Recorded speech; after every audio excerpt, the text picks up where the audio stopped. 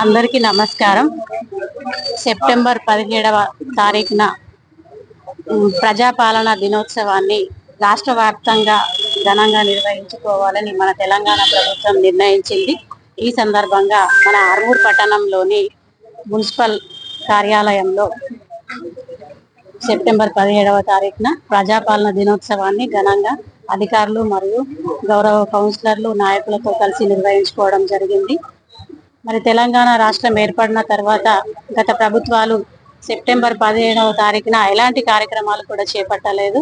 తెలంగాణ రాష్ట్రంలో మన కాంగ్రెస్ ప్రభుత్వం ఏర్పడిన తర్వాతనే ప్రజాపాలన దినోత్సవాన్ని సెప్టెంబర్ 17వ తారీఖున నిర్వహించుకోవడం చాలా గొప్ప విషయం.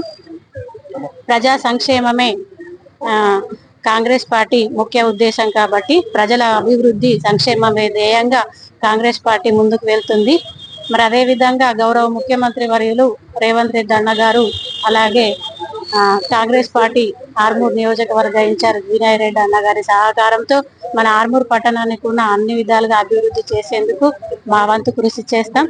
జై కాంగ్రెస్. అందరికీ నమస్కారం.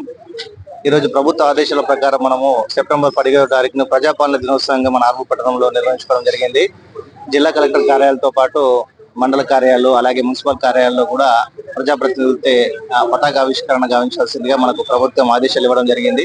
ఆ ఆదేశాల ప్రకారం మనము అందరికి కూడా తెలుసు, సెప్టెంబర్ 17 మనకు తెలంగాణ నిజాం రాచరిక పాలన నుంచి విముక్తి పొందింది కాబట్టి దాని ప్రజాపాలనగా మనం నిర్వహించుకుంటున్నాము.